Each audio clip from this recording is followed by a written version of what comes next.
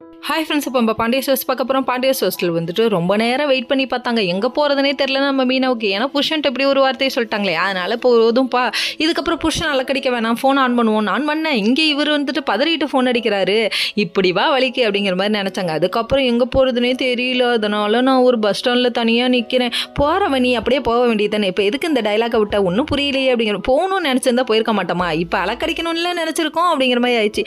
என்ன ஒரு நடிப்புடா சாமி அப்படிங்கிற மாதிரி ஆயிடுச்சு. அதுக்கப்புறம் நம்ம செந்தில் அறக்க பறக்க ஒடியாந்து, என்ன மீனா, என்ன இப்படி ஒரு முடிவு எடுத்துட்ட, என்ன விட்டு போயிடுவியா அப்படின்னு சொல்லி கேள்வி கேட்க, அங்கே ஒரு நடிப்பை போட்டாங்க. நம்ம மீனா என்னதான் பிடிக்கலன்னு சொல்லிட்டீங்களே, அதனால் போகலான்னு முடிவு பண்ணிட்டேன். அது மட்டும் இல்லை, எனக்கு என்னென்னமோ தோண ஆரம்பிச்சிச்சு தெரியுமா. முன்னாடி தாத்தாலாம் வந்து கூப்பிட ஆரம்பிச்சாரு தெரியுமான்னு சொல்லிட்டு போட்டுருச்சு.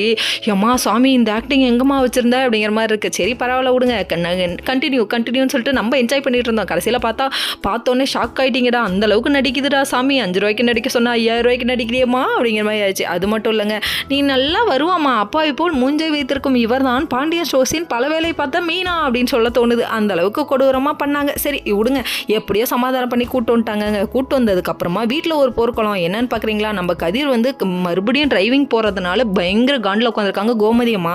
அதுக்கு வந்துட்டு வாலண்டரியாக வந்து வாங்கி கட்டிக்காதமா அப்படின்னு சொன்னால் கேட்குதான் அந்த பொண்ணு. ராஜி கிட்ட வந்து வாய் கொடுத்துறாதிரின்னு கண்ணை காமிக்கிறாங்க நம்ம மீனா. ஆனால் கேட்குறாங்களா, அத்தை ஏதாவது வேலை செய்யணுமான்னு சொல்லி கேள்வி கேட்க, என்ன அத்தை சொத்தை உன்னால் தாண்டி என் பிள்ளை கஷ்டப்படுறான்னு கண்ணா பின்னான்னு பேசிடுச்சு. பொசுக்குன்னு என்ன வார்த்தை கூறினாயின்னு சொல்லிட்டு நெஞ்ச பிடிச்சிட்டு உட்காந்துட்டாங்க. அதுக்கப்புறம் நம்ம மீனாவால் கோவத்தை தாங்க முடியல, உண்மையை உளறிட்டு